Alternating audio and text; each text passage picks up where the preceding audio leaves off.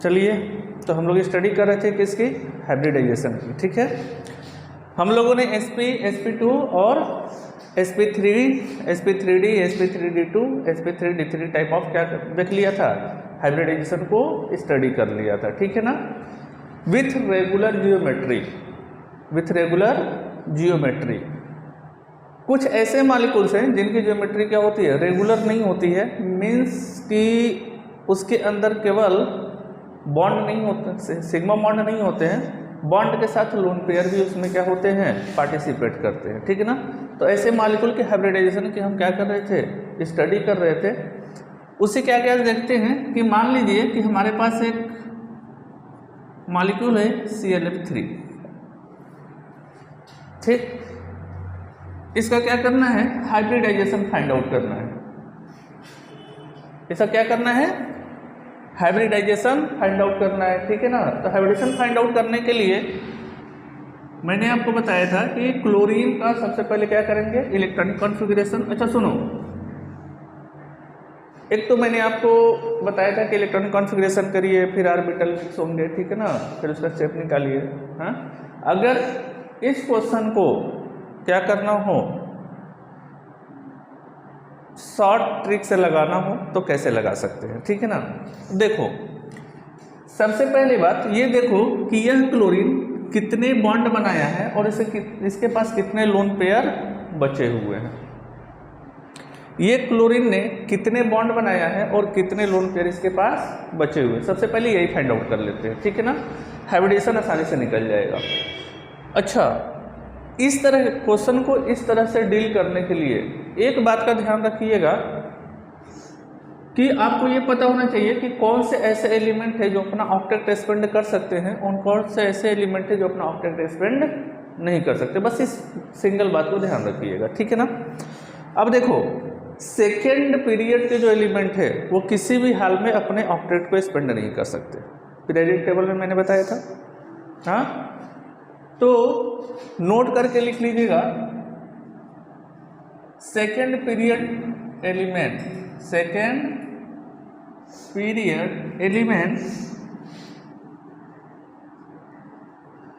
Do not expand octet. और इसके example में lithium, beryllium, boron, carbon, nitrogen, oxygen और फ्लोरीन, ये वो एलिमेंट है जो किसी भी हाल में अपने ऑक्टेट को स्पेंड नहीं कर सकते। इनको छोड़ करके क्या बचता है, हाइड्रोजन और हीलियम, तो वो नहीं कर सकते। बाकी इनको छोड़ के बाकी सारे कर सकते हैं, अपने ऑक्टेट को स्पेंड कर सकते हैं। अच्छा देखो, क्लोरीन तो इसमें नहीं है, तो क्लोरीन अपने ऑक्टेट को क्या कर सकता है, एक्सपेंड कर सकता है। जब एक्सपेंड कर सकता है तो क्लोरीन के वैलेंस शेल में बताओ कितने इलेक्ट्रॉन होंगे, 7th ग्रुप का एलिमेंट है।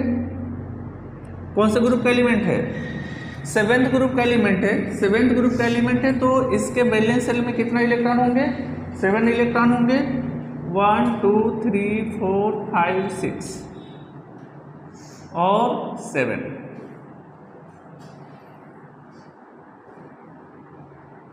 2 2 4 2 6 और 1 7, 7 इलेक्ट्रॉन हो गए इसके वैलेंस शेल में। हाँ, अब देखो वैलेंस शेल में 7 इलेक्ट्रॉन है और इसको बॉन्ड कितने बनाने हैं, 3। क्लोरीन की वैलेंसी 1 होती है, इसको 3 बॉन्ड बनाने हैं, तो एक इस फ्लोरीन से बॉन्ड बनाएगा, दूसरा इस फ्लोरीन से और तीसरा इस फ्लोरीन से। यानी out of 7 electron 3 electron engaged in bond formation with fluorine. ठीक है ना, इसके 7 इलेक्ट्रॉन में से 3 इलेक्ट्रॉन कहाँ इंगेज हो गए, बॉन्ड बनाने में, वो भी किसके साथ, फ्लोरीन के साथ। बाकी कितने बच गए, एक लोन पेयर ए और दूसरा लोन पेयर ये। ठीक, इसमें लोन पेयर को हम क्या करेंगे, एज ए सिग्मा बॉन्ड हम क्या करेंगे, ट्रीट करेंगे। लोन पेयर को किसकी तरह ट्रीट करेंगे, सिग्मा बॉन्ड की तरह। तो जरा नंबर ऑफ बॉन्ड देख लो तो कितना हुआ, 1 2 3 4 5। टोटल नंबर ऑफ बॉन्ड कितने हो गए, 1 2 3 4 और 5। जब 5 हो गए तो बताओ हाइब्रिडाइजेशन क्या हो जाएगा, एक S और 3 P, कितने हो गए 4, एक S और 3 P कितने हो गए 4, और एक अभी और चाहिए तो D बच गया। तो इसका हाइब्रिडाइजेशन क्या हो जाएगा sp3d। इस ClF3 का हाइब्रिडाइजेशन क्या हो जाएगा sp3d। ठीक, अच्छा इसका शेप क्या होगा, shape is the matter, question यहीं से पूछा जाएगा, ठीक है ना। क्वेश्चन कहाँ से पूछा जाएगा, यहीं से ना पूछा जाएगा। शेप देखो sp3d का रेगुलर शेप क्या होता है, मैंने आप बता रखा था, बताओ क्या होता है, ट्राइगोनल बाइपिरामिडल, यही होता है ना। तो देखो C ये हमारा क्या है, ट्राइगोनल बाइपिरामिडल, ठीक। 1 2 3 4 5 5 बॉन्ड हो गए, लेकिन 5 बॉन्ड में एक समस्या है कि 3 क्या है, फ्लोरीन है, तो आपको फ्लोरीन 3 ही लगाने हैं, हाँ, फर्स्ट सेकेंड थर्ड, ठीक। फ्लोरीन कितने लग गए 3, अब बाकी क्या बच गए 2 लोन पेयर, तो 2 बॉन्ड की जगह क्या हो जाएंगे 2 लोन पेयर।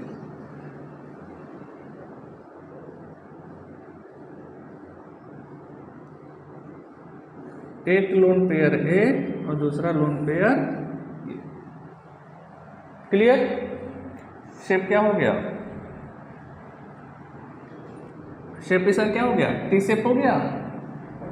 अगर इसको ऐसे घुमा दो तो टी शेप दिख रहा है ना, तो शेप क्या हो गया टी शेप। बताओ बॉन्ड एंगल बताओ कितना होगा, इसके बीच में बॉन्ड एंगल कितना होगा, हाँ चलिए नोट करिए इसको।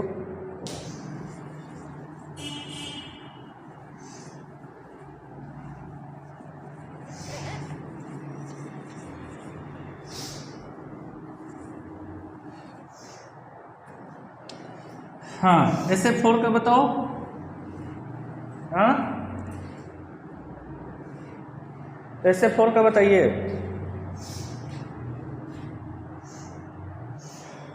देखिए इसमें, हाँ सल्फर कौन से ग्रुप का एलिमेंट है, 6 ग्रुप का एलिमेंट है, ऑक्सीजन फैमिली का। अब ऑक्सीजन फैमिली का है तो इसके वैलेंस शेल में कितना इलेक्ट्रॉन होगा, वैलेंस शेल में से कितना इलेक्ट्रॉन होगा 6, हाँ 6 में से 4 इलेक्ट्रॉन ये किस में चला जाएगा बॉन्डिंग में, 1 2 3 और 4, एक क्या बच जाएगा लोन पेयर। बताओ नंबर ऑफ बॉन्ड्स कितने हो गए 1 2 3 4 5। हाइब्रिडेशन इसका क्या हो जाएगा, हाइब्रिडाइजेशन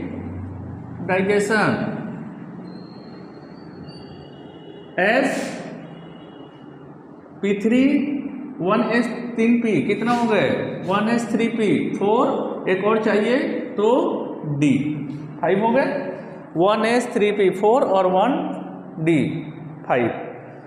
तो इसका हाइब्रिडेशन क्या हो गया sp3d, हाइब्रिडेशन इसका क्या हो गया sp3d, ठीक ना।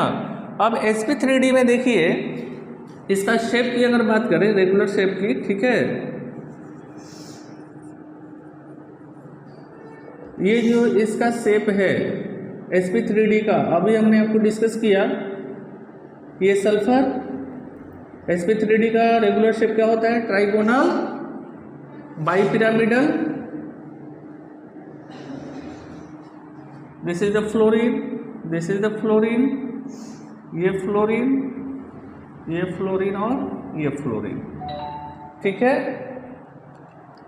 है ना जी।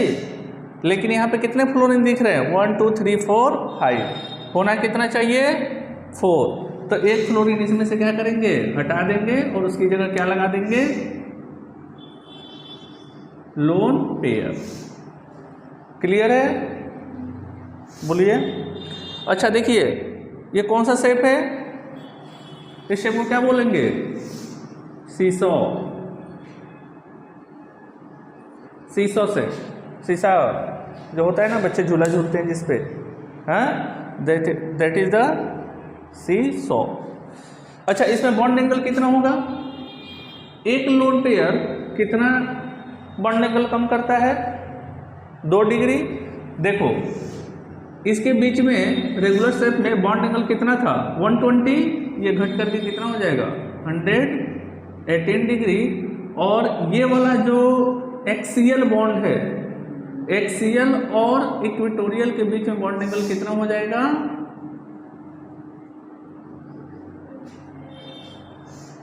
क्लियर? नोट करिए।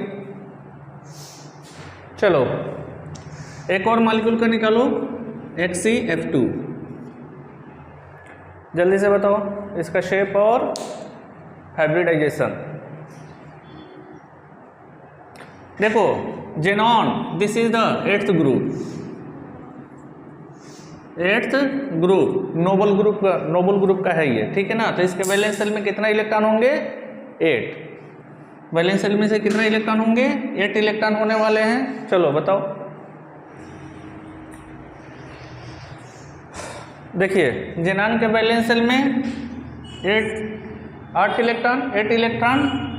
यहाँ पे देख लो तो जेनान 1 2 3 4 5 6 7 8, जेनान के वैलेंस शेल में 8 इलेक्ट्रॉन। 8 में से कितने ने बॉन्डिंग किया है? केवल 2 इलेक्ट्रॉन ने। तो एक इलेक्ट्रॉन फ्लोरीन से, सेकेंड इलेक्ट्रॉन फ्लोरीन से। क्लियर है? इसके पास कितने लोन पेयर बच गए? 1 lone pair, this is the second lone pair, this is the third lone pair, ठीक है ना। Total number of lone pair 3 and total number of bond 2। तो 2 लोन पेयर हो गए प्लस 2 बॉन्ड पेयर हो गए, टोटल नंबर कितना हो गए? 5। अब देखो हाइब्रिडेशन इसका अगेन क्या होने वाला है? Again hybridisation of HCF2, 1s 3p और 1d, sp3d, 5 हो गए ना। 3p हो गया, 3 यहाँ पे p हो गया, 1 क्या हो गया? s और 1 क्या हो गया? d, 3 और 2 5। तो sp3d hybridisation is sp3d। Clear है? अच्छा, इसका शेप क्या होगा? sp3d का जो रेगुलर शेप होता है वो क्या होता है? Trigonal bipyramidal. अभी तो बताया। देखो, अब ट्राइगोनल बाइपिरामिडल अगर होता तो ये यहाँ पर फ्लोरीन, यहाँ पर फ्लोरीन, यहाँ पर फ्लोरीन, अगेन यहाँ पर फ्लोरीन और यहाँ पे फ्लोरीन होता, हाँ। बट यहाँ पे तीन अपने को क्या दिख रहा है? Lone pair. तो जब अपने को 3 लोन पेयर दिख रहा है तो इसमें से 3 बॉन्ड को क्या करना पड़ेगा? हटाना पड़ेगा। बोलो। और तीनों इक्वेटोरियल वाले बॉन्ड क्या होते हैं? यहाँ से हट जाते हैं और उसकी जगह आकर के क्या हो जाते हैं? लोन पेयर लग जाते हैं। तो देखो, ये बॉन्ड सीधा सीधा है, हाँ? लोन पेयर तो दिखता नहीं है, लोन पेयर तो बॉन्ड है नहीं। यहाँ पे केवल एक सीधा बॉन्ड दिखेगा, एक ऊपर और एक नीचे वाला एक्सियल बॉन्ड केवल। तो इसका शेप क्या हो जाएगा? Linear shape. इसका क्या हो जाएगा? लीनियर। बॉन्ड एंगल इसका कितना रहने वाला है? Bond angle 180 degree. सीधा सीधा है ना जी? बोलो। गुड। वन मोर क्वेश्चन, हाँ। SO4 2- का बताओ। SO4 2-। Sulphate ion, this is the sulphate ion, this is the sulphate ion, sulphate ion.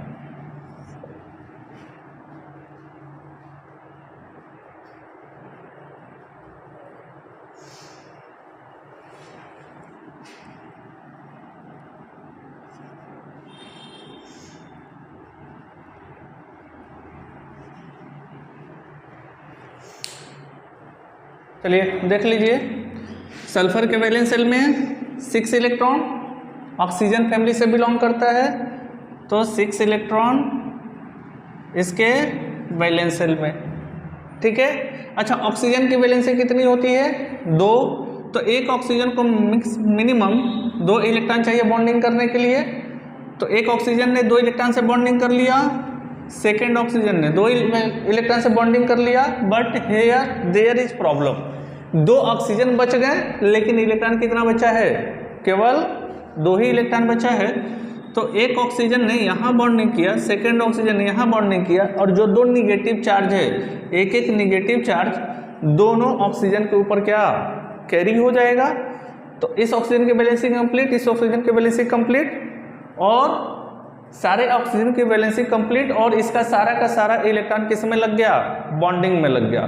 तो सल्फर का जब सारा इलेक्ट्रॉन बॉन्डिंग में लग गया तो क्या इसके पास कोई लोन पेयर बचा है? नहीं बचा है। देखो नाउ अब काउंट कर लीजिए क्या नंबर ऑफ बॉन्ड। तो मैंने आपको पिछले क्लास में बताया था आप लोगों को कि जब भी एक से ज़्यादा बॉन्ड अगर कोई एटम बनाता है, ये डबल बॉन्ड है, तो हम इसको क्या कंसीडर कर लेते हैं? सुपर सिंगल बॉन्ड, यानी हम इसको 1 बॉन्ड ही काउंट करेंगे। क्या करेंगे? केवल एक ही बॉन्ड काउंट करेंगे। तो देखो 1 2 3 and 4 total number of bond कितने हो गए? Number of bonds equal to 4, number of lone pair 0। चलो हाइब्रिडाइजेशन क्या होने वाला है? हाइब्रिडेशन इसका होने वाला है sp3, 1s और 3p। हाइब्रिडेशन इसका क्या रहने वाला है? sp3। sp3 का शेप क्या होता है? टेट्राहेड्रल होता है ना जी, बोलो टेट्राहेड्रल होता है। देखो सल्फर, ये ऑक्सीजन, ये ऑक्सीजन, ये ऑक्सीजन और ये ऑक्सीजन, इनके बीच का angle bond angle 109 degree 28 minute. Clear है? तो ये टेट्राहेड्रल इसका शेप हो जाएगा। हाइब्रिडेशन क्या हो जाएगा? sp3 ClO3 minus, this is the chlorate ion. Find hybridization and shape. Chlorate ion, this is the chlorate ion, chlorate ion. इसको हम प्यार से क्या बोलते हैं? Chlorate ion. चलो चलिए देख लीजिए, क्लोरीन के वैलेंस शेल में कितने इलेक्ट्रॉन? 7 इलेक्ट्रॉन, बिकॉज ये हैलोजन फैमिली से बिलोंग करता है। लुक 2 2 4 2 6 और 1 7, ठीक है ना। देखो 3 ऑक्सीजन और एक ऑक्सीजन क्या करेगा? सिंगल बॉन्ड बनाएगा और प्लस नेगेटिव चार्ज इसके ऊपर अपीयर हो जाएगा, ठीक है ना।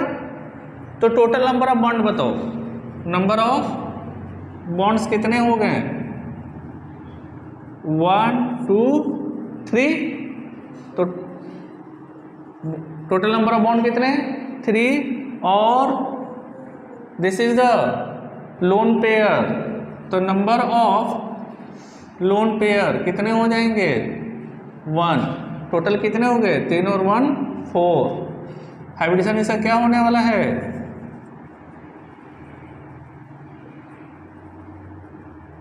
sp3। हाइब्रिडेशन इसका क्या रहने वाला है? sp3। अच्छा शेप इसका,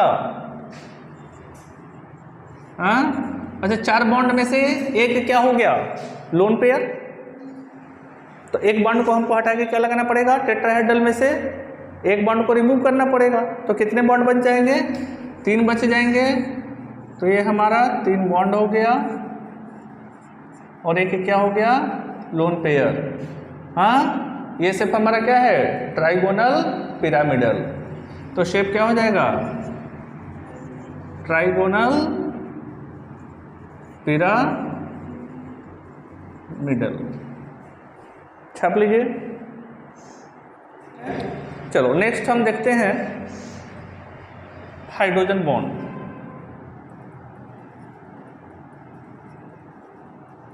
हाइड्रोजन बॉन्ड देखो,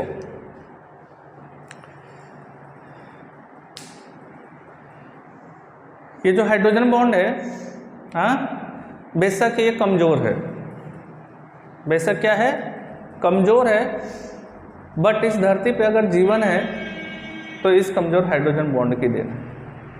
अगर ये हाइड्रोजन बॉन्ड नहीं होता तो आज के डेट में जो हमारा वाटर मॉलिक्यूल होता, जो वाटर होता, जो पानी होता, वो किस में होता, गैस के फॉर्म में होता, ठीक है ना। तो फिर हर तरफ पानी पानी पानी नहीं होता, तब क्या होता, केवल गैस होता, और इस अर्थ पे लाइफ, इस धरती पर लाइफ संभव ही नहीं हो पाती। क्लियर है। तो बेसिकली हाइड्रोजन बॉन्ड कब बनता है, तो hydrogen bond is formed, hydrogen bond is formed when hydrogen comes between, when hydrogen comes between two most electronegative element, two most electronegative elements such as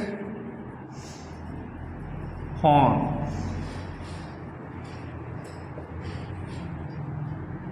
horn बोले तो fluorine, oxygen और nitrogen, ठीक है। Horn बोले तो fluorine, oxygen और nitrogen, ठीक है। देखो हाइड्रोजन जब कभी भी इन तीनों में से किसी भी एलिमेंट के बीच में आ गया तो वहां पर कौन सा बॉन्ड अपीयर हो जाएगा, हाइड्रोजन बॉन्ड। लेट अस सी होता कैसे है, ठीक है ना। देखो हमारे पास एक मॉलिक्यूल है हाइड्रोजन फ्लोराइड, ठीक। इसी हाइड्रोजन फ्लोराइड का हमारे पास सेकंड मॉलिक्यूल है, ठीक है। ये भी हाइड्रोजन फ्लोराइड, ये भी हाइड्रोजन फ्लोराइड, हाँ। अब देखो आपको बहुत अच्छी तरह से पता है क्या कि इन फ्लोरीन्स के ऊपर तीन तीन क्या होते हैं, लोन पेयर होते हैं। इस फ्लोरीन के ऊपर भी क्या होगा, 3 लोन पेयर होगा। तो फ्लोरीन के पास लोन पेयर है, फिर भी इलेक्ट्रॉन का भूखा है। फ्लोरीन के ऊपर 3 लोन पेयर बेचारा साथ लिए घूम रहा है, लेकिन फिर भी इलेक्ट्रॉन का क्या है, भूखा है। This is the most electronegative element of the periodic table. यह पीरियाडिक टेबल का सबसे ज़्यादा इलेक्ट्रोनेगेटिव एलिमेंट है। मतलब इसकी आदत में है कि कहीं भी इलेक्ट्रॉन दिखे तो उसको खींच लो, कहीं भी इलेक्ट्रॉन दिखे तो उसको क्या करो, खींच लो। ये इलेक्ट्रॉन के लिए पागल है। होता क्या है कि जब यह फ्लोरीन इस हाइड्रोजन के साथ बॉन्डिंग करता है तो बॉन्ड पर इलेक्ट्रॉन को क्या करता है, अपनी तरफ शिफ्ट कर लेता है। और जब बॉन्ड पर इलेक्ट्रॉन, मतलब वे इलेक्ट्रॉन जो इस बॉन्ड के बनने में क्या लगे होंगे, बॉन्ड पर इलेक्ट्रॉन कहाँ शिफ्ट हो जाता है, फ्लोरीन की तरफ। क्यों, क्योंकि मोस्ट इलेक्ट्रोनेगेटिव एलिमेंट है। तो इसके ऊपर कौन सा चार्ज अपीयर हो जाएगा, पार्शियली नेगेटिव, और इस हाइड्रोजन के ऊपर पार्शियली पॉजिटिव, ठीक है ना। अब इस हाइड्रोजन के पास इलेक्ट्रॉन की कमी हो गई, इलेक्ट्रॉन डिफिशियंट हो गया, है ना। अब बेचारा मार्केट में अगल बगल देखता है कि कहीं से हमको इलेक्ट्रॉन का सहायता क्या हो जाए, मिल जाए, कोई हमको इलेक्ट्रॉन दे दे। तो होता क्या है कि इसके बगलिया में फिर से फ्लोरीन दिख जाता है और इसके पास क्या है, लोन पेयर। तो ये लोन पेयर अट्रैक्ट होता है किसकी तरफ, हाइड्रोजन की तरफ। तो hydrogen attract this lone pair of fluorine, है ना। दूसरे मॉलिक्यूल के लोन पेयर को क्या करता है, ये हाइड्रोजन अट्रैक्ट करता है, जिसकी वजह से एक टेम्पोररीली क्या होता है, बॉन्ड फॉर्म हो जाता है, that is known as the hydrogen bond, that is known as the hydrogen bond. Is that clear? देखो अब अगर हाइड्रोजन बॉन्ड की बात करें तो there are two type of hydrogen bond, ठीक है, there are two types of hydrogen bond. अब हाइड्रोजन बॉन्ड के दो टाइप्स होते हैं, कौन कौन से हैं? एक तो इंटरमॉलिक्यूलर, इंटरमॉलिक्यूलर, और दूसरा क्या है? Intramolecular.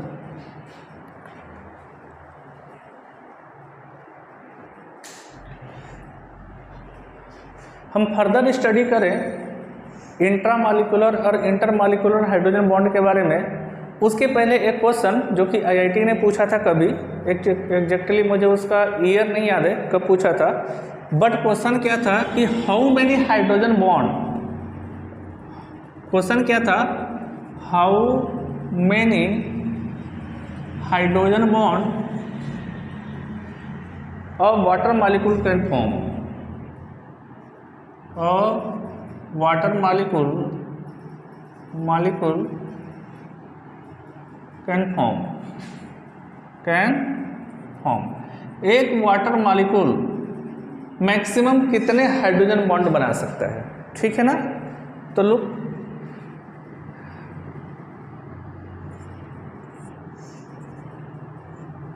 This is the water molecule, हाँ, अच्छा, इसके पास दो हाइड्रोजन और दो लोन पेयर, एक और हाइड्रोजन, एक और वाटर का मॉलिक्यूल ले लेते हैं। सिमिलरली इसके पास दो हाइड्रोजन, देखिए एक वाटर मॉलिक्यूल के पास दो लोन पेयर, दो हाइड्रोजन, सिमिलरली इस वाटर मॉलिक्यूल के पास भी दो लोन पेयर, दो हाइड्रोजन, ठीक है ना? अच्छा देखो, ये हाइड्रोजन इस लोन पेयर को क्या कर सकता है? अट्रैक्ट कर सकता है। सिमिलरली इस लोन पेयर को भी क्या करेगा? कोई ना कोई हाइड्रोजन अट्रैक्ट करेगा। ये हाइड्रोजन अगले किसी लोन पेयर को क्या करेगा? अट्रैक्ट करेगा, और ये भी हाइड्रोजन अगले किसी लोन पेयर को क्या करेगा? अट्रैक्ट करेगा। तो एक सिंगल वाटर मॉलिक्यूल मैक्सिमम कितने हाइड्रोजन बॉन्ड बना सकता है?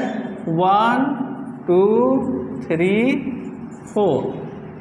तो आंसर इज 4, ठीक है ना? तो ये भी ध्यान दीजिएगा कि जितने लोन पेयर किसी मॉलिक्यूल के अंदर होंगे और प्लस जितने हाइड्रोजन होंगे उतने मैक्सिमम वो हाइड्रोजन बॉन्ड बना सकता है, ठीक है?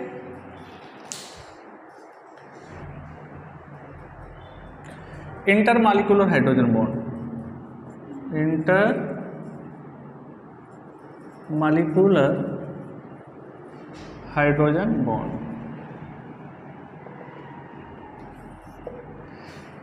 ठीक। तो इंटरमॉलिक्यूलर हाइड्रोजन बॉन्ड क्या होता है? व्हेन हाइड्रोजन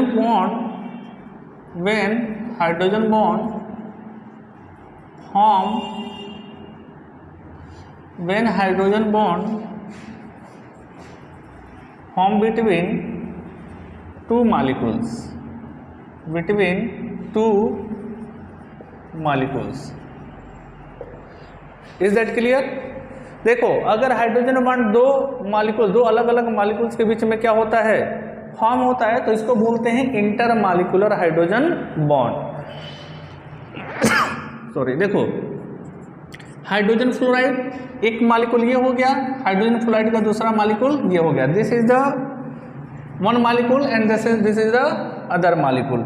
और अगर इनके बीच में हाइड्रोजन बॉन्ड बन जाए तो दो अलग अलग मॉलिक्यूल के बीच में चूंकि हाइड्रोजन बॉन्ड बन रहा है तो हम इसको क्या बोलेंगे? Intermolecular hydrogen bond.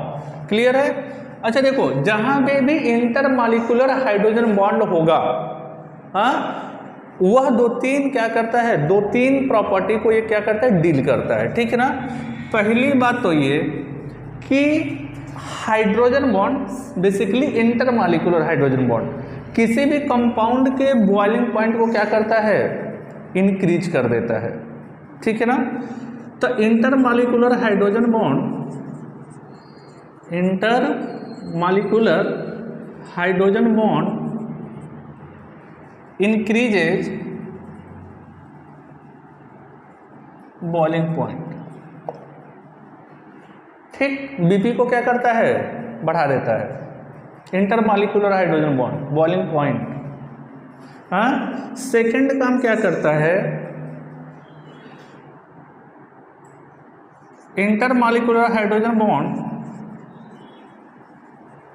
Intermolecular hydrogen bond increases solubility,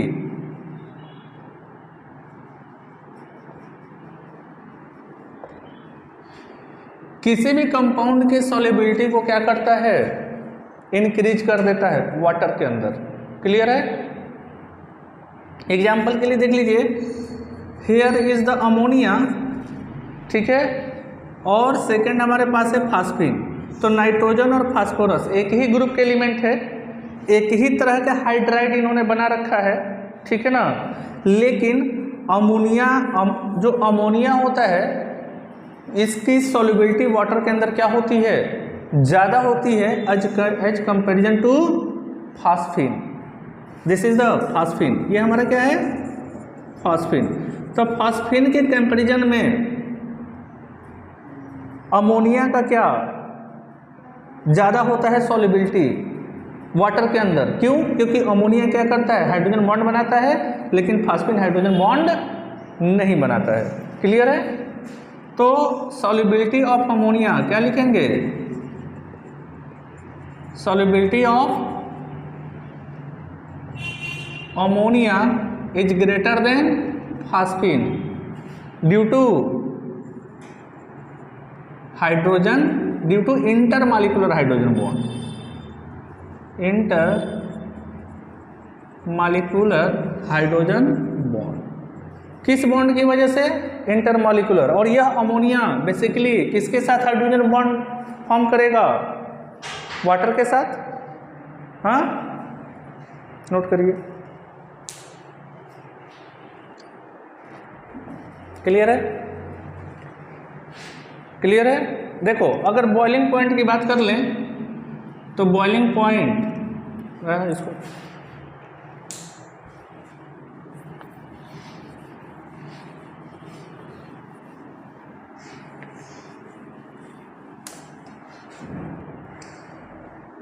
देखो, बॉइलिंग पॉइंट ऑफ अमोनिया कितना होगा, कितना होता है, नियरली 33.3 डिग्री सेल्सियस। क्लियर। और बॉइलिंग पॉइंट ऑफ फास्फीन कितना होता है, -88 डिग्री सेल्सियस। नियरली, लगभग, एग्जैक्टली की मैं बात नहीं कर रहा हूँ, नियरली। अच्छा देखो, अमोनिया का बॉइलिंग पॉइंट क्या है, फास्फीन से ज़्यादा है। अमोनिया का बॉइलिंग पॉइंट क्या है, फास्फीन से ज़्यादा है ना। तो ये भी किसकी वजह से है, ड्यू टू हाइड्रोजन बॉन्ड। अच्छा, एक चीज़ और देख लो, वाटर इज लिक्विड। क्लियर है। लेकिन इसी ग्रुप का hydrogen sulphide, this is the water, this is the hydrogen sulphide, ये हमारा क्या होता है, गैस। ठीक है। तो वाटर के लिक्विड होने के पीछे का रीजन क्या है, यहाँ पे इंटरमॉलिक्यूलर हाइड्रोजन बॉन्ड है, और यहाँ पे इंटरमॉलिक्यूलर हाइड्रोजन बॉन्ड नहीं है, जिसकी वजह से हाइड्रोजन सल्फाइड हमारा क्या है, गैस है, लेकिन ये क्या है, लिक्विड है। तो water is liquid due to intermolecular hydrogen bond, intermolecular hydrogen bond. और H2S में क्या होता है, ये तो गैस है ही, लेकिन यहाँ पे हाइड्रोजन बॉन्ड नहीं होता है, नो हाइड्रोजन बॉन्ड, जिसकी वजह से ये क्या है, गैस है। और वाटर में हाइड्रोजन बॉन्ड होने की वजह से ये क्या है, लिक्विड है। क्लियर है।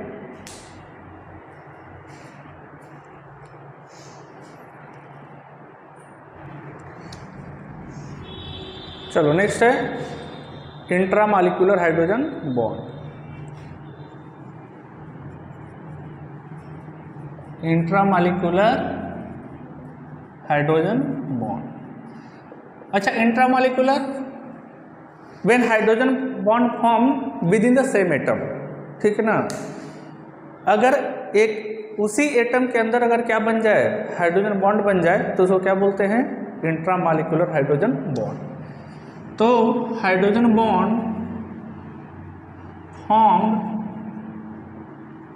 With in the same atom, with in same atom. Clear है? देखो जरा एग्जाम्पल के लिए देख लीजिए, आर्थोनाइट्रोफिनॉल। आर्थोनाइट्रोफिनॉल का हम लोग क्या देखते हैं, एग्जाम्पल देखते हैं। तो जब कभी बेंजीन पे क्या लगता है, OH ग्रुप, तो इसको बोलते हैं फिनॉल। ये OH ग्रुप लग गया तो ये क्या हो गया, फिनॉल। लेकिन इसके आर्थो पोजीशन पे क्या लगा है, नाइट्रो, तो ये हमारा हो गया नाइट्रो। क्लियर है?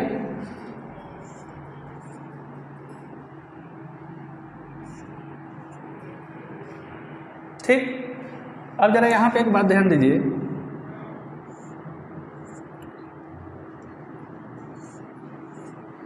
ये वाला जो ऑक्सीजन है नाइट्रोजन और हाइड्रोजन के बीच में आ गया, हाँ। तो होता क्या है कि यहाँ पर एक तरह का क्या बन जाता है, हाइड्रोजन बॉन्ड। मॉलिक्यूल वही है और उसी मॉलिक्यूल के अंदर क्या बन गया, हाइड्रोजन बॉन्ड। तो इसको क्या बोलेंगे, इंट्रामॉलिक्यूलर हाइड्रोजन बॉन्ड। इसको बनने के लिए किसी और मॉलिक्यूल की जरूरत नहीं पड़ती है ना।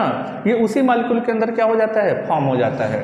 तो ये हमारा क्या बन गया, हाइड्रोजन बॉन्ड। क्लियर है? देखो इसके बारे में, इंटरमॉलिक्यूलर बॉन्ड जो है हाइड्रोजन बॉन्ड, वह बॉइलिंग पॉइंट को क्या करता है, मेल्टिंग बॉइलिंग पॉइंट को इंक्रीज करता है, लेकिन इंट्रामॉलिक्यूलर कम कर देता है, ठीक है ना। तो intramolecular hydrogen bond,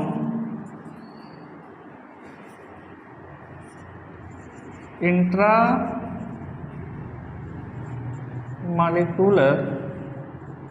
hydrogen bond क्या करता है, डिक्रीज करता है, decreases melting point as well as boiling point. Melting और बॉइलिंग पॉइंट दोनों को क्या कर देता है, डिक्रीज कर देता है, ठीक है ना। और क्या काम करेगा, यह सॉल्युबिलिटी को भी क्या करता है, डिक्रीज करता है। सॉल्युबिलिटी को भी क्या करेगा, डिक्रीज करेगा। तो it also decreases solubility, it also decreases solubility of any compound, of any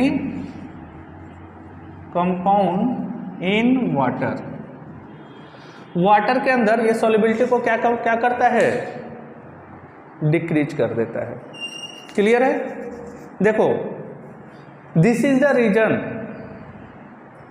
यही रीजन है कि आर्थोनाइट्रोफिनॉल, ये जो हमारा क्या है, आर्थोनाइट्रोफिनॉल का मेल्टिंग और बॉइलिंग पॉइंट ज़्यादा होता है किससे, पैरानाइट्रोफिनॉल से, पैरानाइट्रोफिनॉल।